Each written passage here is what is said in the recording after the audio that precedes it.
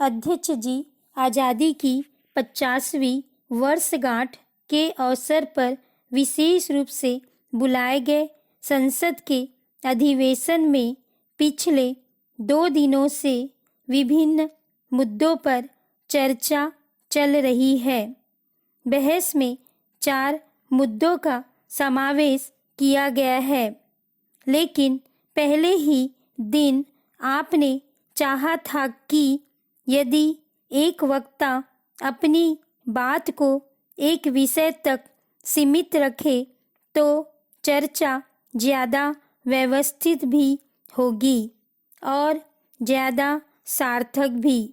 मैं आपके इस निर्देश का पालन करते हुए अपनी बात को केवल मानव विकास यानी डेवलपमेंट के पहलू तक सीमित रखना चाहूँगी।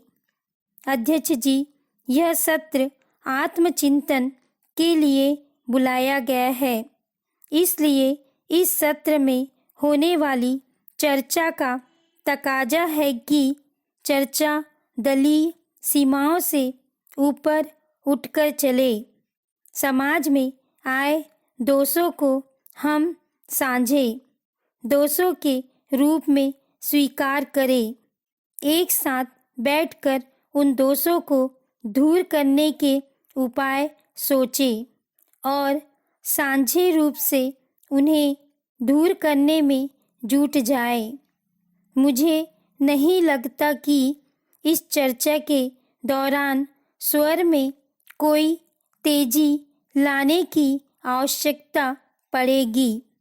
अध्यक्ष जी, मैं कोशिश करूंगी कि समय की मर्यादा के भीतर ही अपनी बात पूरी कर सकूं।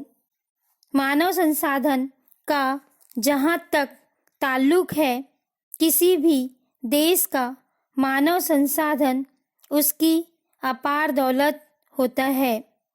यहाँ तक कि प्रकृति के द्वारा दिए गए अन्य संसाधन जैसे जल, खनिज, भूमि, इनका इस्तेमाल भी देश अपने मानव संसाधन के बल पर करते हैं, मगर हमने अपने मानव संसाधन को हमेशा एक भार के रूप में देखा है।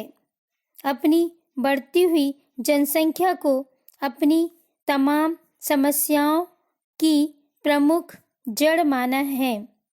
यह ठीक भी है। इसलिए जनसंख्या नियंत्रण के उपाय साथ साथ चले। हम आबादी को कंट्रोल करने का प्रभावी कार्य चलाएं। यह वांछनीय भी है और आवश्यक भी, लेकिन आज मुख्य प्रश्न यह है कि जो मानव संसाधन देश में मौजूद है उसका विकास हम कैसे करें। यह एक बड़ा प्रश्न हमारे सामने है।